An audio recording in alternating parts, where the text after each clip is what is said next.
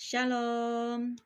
Shalom Elohim semuanya Bapak Ibu, Saudara-saudari, keluarga yang terkasih dalam Tuhan. Bertemu kembali dalam ruangan kesaksian. Terlebih dahulu saya menyapa ketiga pribadi yang esa. Salam hormat buat roh Bapa Surgawi yang berdiam dalam Bapak Iman Lahagu. Salam penuh cinta kasih buat roh Alfa dan Omega, Tuhan Yesus Kristus yang sudah datang ke dalam dunia ini, lagi menghakimi dunia ini dan mendirikan kerajaan 1000 tahun damai bersama dengan mempelai ilahi Bunda Fei Hamdani. Dialah Roh Kudus, Roh kebenaran. Dialah malaikat kitab wahyu, malaikat Mary yang memuji menyembah dalam roh dan kebenaran, dan juga Sang Ratu Adil, penuh dengan cahaya kemuliaan, memerintah dalam kerajaan 1000 tahun damai, menggiring anak-anaknya dalam ketiga pasukan. Haleluya, praise the Lord, shalom Elohim buat para malaikat Tuhan yang sudah turun ke atas muka bumi ini, mendiami tubuh anak-anak Tuhan yang berkenan di hadapannya, yang rendah hati, yang takut akan Tuhan, mengasihi Dia. Haleluya, praise the Lord. Shalom kepada semua anak-anak Tuhan di keempat penjuru bumi yang boleh mendengarkan kesaksian ini. Bapak Ibu yang saya kasih dalam Tuhan, pada ketika ini saya ingin mengungsikan bagaimana firman Tuhan ini yang memberkati saya pada hari ini, menilai zaman. Ayo Bapak Ibu kita lihat kebenaran firman Tuhan yang terdapat dalam kitab Lukas bab yang ke-12 ayat yang ke-54 sehingga ayat yang ke-57 sahaja. Di dalam nama Tuhan Yesus Kristus, firman Tuhan berbunyi demikian. Yesus berkata pula kepada orang banyak, apabila kamu melihat awan naik ke sebelah barat, segera kamu berkata, akan datang hujan, dan hal itu memang terjadi. Dan apabila kamu melihat angin selatan bertiup, kamu berkata, hari akan panas terik, dan hal itu memang terjadi. Hai orang-orang munafik, rupa bumi dan langit kamu tahu menilainya. Mengapakah kamu tidak dapat menilai zaman ini? Dan mengapakah engkau juga tidak memutuskan sendiri apa yang benar? Nah, demikianlah pembacaan firman Tuhan. Bapak Ibu yang dikasihi dalam Tuhan, mari kita sadar, kita melihat persekitaran dunia pada hari ini tidak baik-baik saja. Dunia sudah tidak sama lagi seperti 3 atau 4 tahun yang lalu sebelum adanya COVID-19, sebelum adanya tanda binatang ke atas muka bumi ini.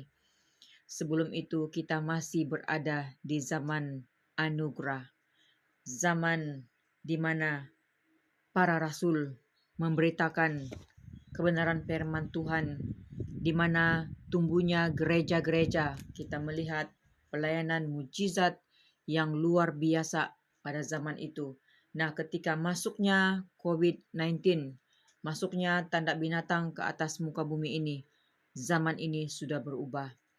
Dan apa yang menjadi penanda zaman yang pertama-tama, yang ketika saya merenungkan firman Tuhan ini Bapak Ibu, mari kita menilai dengan saksama, bukan hanya dengan mata secara fisikal, tetapi mata hati kita celikkan. Kita lihatlah pada hari ini munculnya kesaksian-kesaksian yang penuh dengan cahaya kemuliaan. Kita melihat roh Bapa Surgawi, Bapa Iman Lahagu, Roh Alfa dan Omega, Tuhan Yesus Kristus penuh dengan cahaya kemuliaan, bersama dengan mempelai ilahi Bunda Fe, penuh dengan cahaya kemuliaan.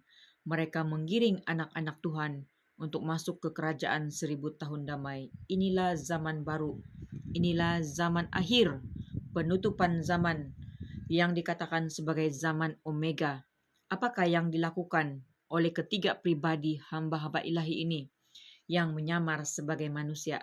Kedatangan mereka sama seperti kedatangan Yesus Kristus di kandang Bethlehem.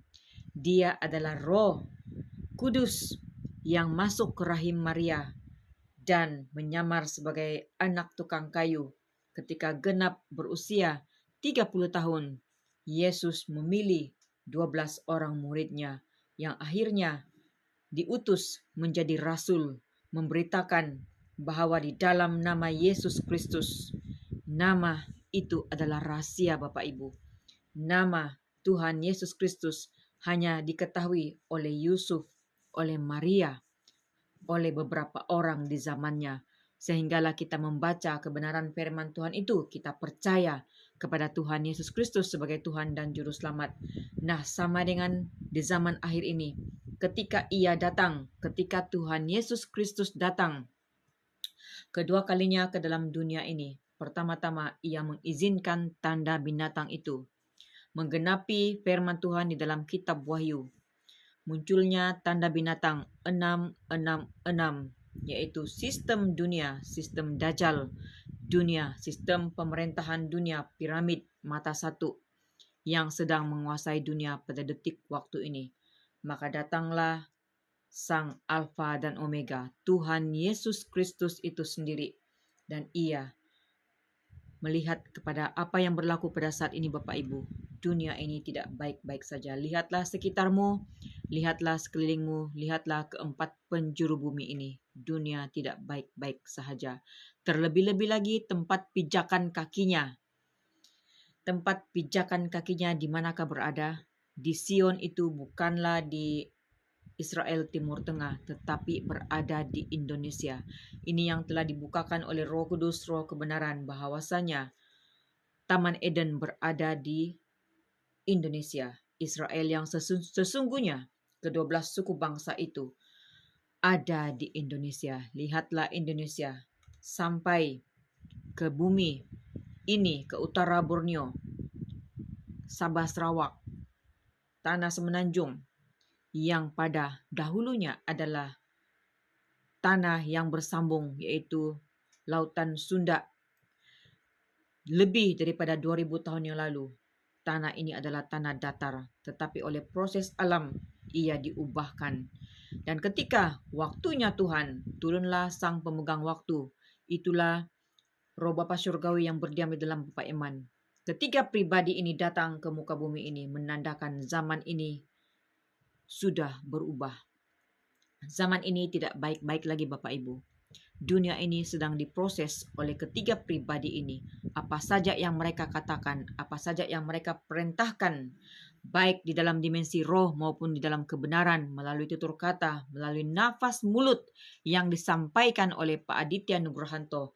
Dialah roh Alfa dan Omega. Dialah Tuhan Yesus Kristus itu sendiri. Maka ya dan amin terjadi. Inilah zaman penghakiman, penghukuman dari kota ke kota, dari negara ke negara, bersama dengan para malaikatnya, sedang menumpahkan cawan murka Tuhan. Zaman ini sudah berubah, Bapak Ibu. Bukan lagi zaman anugerah, tetapi zaman ini adalah zaman di mana Pangeran Ilahi Pak Aditya Nugrahanto telah menyampaikan di dalam video terbarunya adalah zaman kolobendu. Apakah bahasa kolobendu ini?